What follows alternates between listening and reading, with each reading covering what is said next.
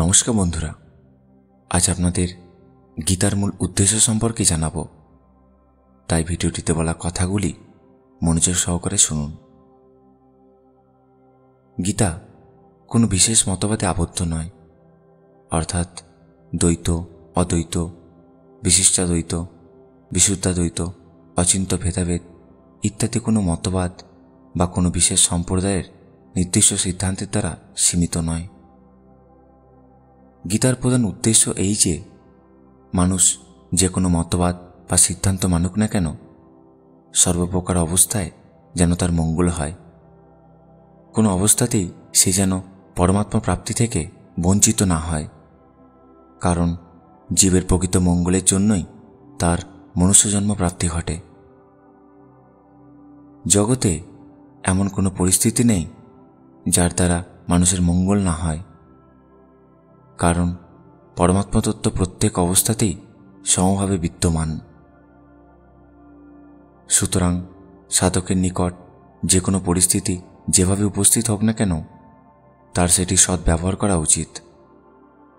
সৎ ব্যবহার করার অর্থ হচ্ছে যে দুঃখজনক পরিস্থিতির সম্মুখীন হলে সুখের আশা ত্যাগ করা এবং সুখদায়ক পরিস্থিতিতে সুভোগ তথা এটি চিরস্থায়ী হোক এরূপ ইচ্ছা ত্যাগ করা ও অন্যের উপকারে তা ব্যবহার করা।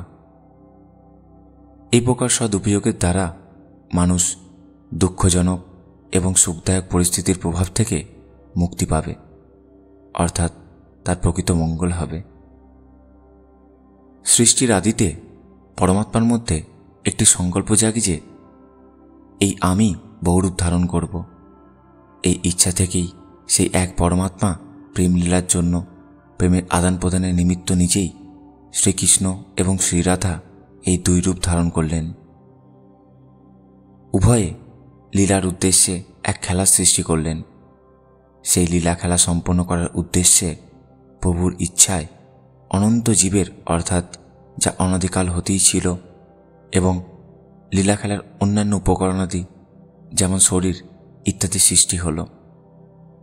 খেলা ঠিকমতো হয় তখনই যখন দুই পক্ষের অংশগ্রহণকারীগণ স্বাধীন হয়।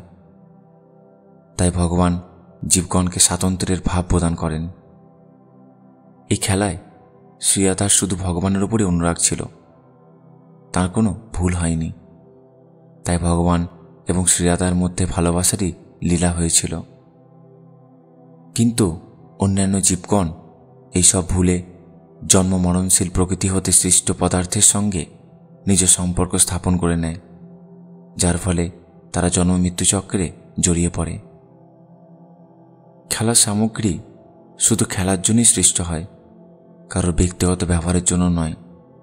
কিন্তু জীব সকল খেলা ভুলে খেলার বস্তু অর্থাৎ শরীর ইত্যাদিকে নিজস্ব ব্যক্তিগত সম্পত্তি মনে করে প্রাপ্ত স্বাধীনবোধের দ্বারা ভ্রান্ত ব্যবহারে প্রবৃত্ত হয়। তাই তারা জাগতিক পদার্থেই বদ্ধ হয়ে ভগবানের প্রতি বিমুখ হয়ে পড়ে। কিন্তু যদি জীবগণ শরীর ইত্যাদি জন্ম মরণশীল বস্তুসমূহ থেকে বিমুখ হয়ে ভগবানের শরণাগত হয়, তবে তারা জন্ম মৃত্যুরূপ অনন্ত দুঃখ থেকে চিরদিনের জন্য মুক্ত হতে পারে। সুতরাং জীবগণ যাতে জগৎ সংসার থেকে বিমুখ হয়ে ঈশ্বরমুখী হয় এবং ভগবানের সঙ্গে তার নিত্য যোগ খুঁজে পায়, সেই জন্যই এই ভগবদ্গীতার আবির্ভাব হয়েছে। বন্ধুরা, আশা করি গীতার উদ্দেশ্য সম্পর্কে আপনাদের সঠিক তথ্য প্রদান করতে পেরেছি। এই রকম ভিডিও আরও পেতে চ্যানেলের সাথে যুক্ত থাকুন। ধন্যবাদ।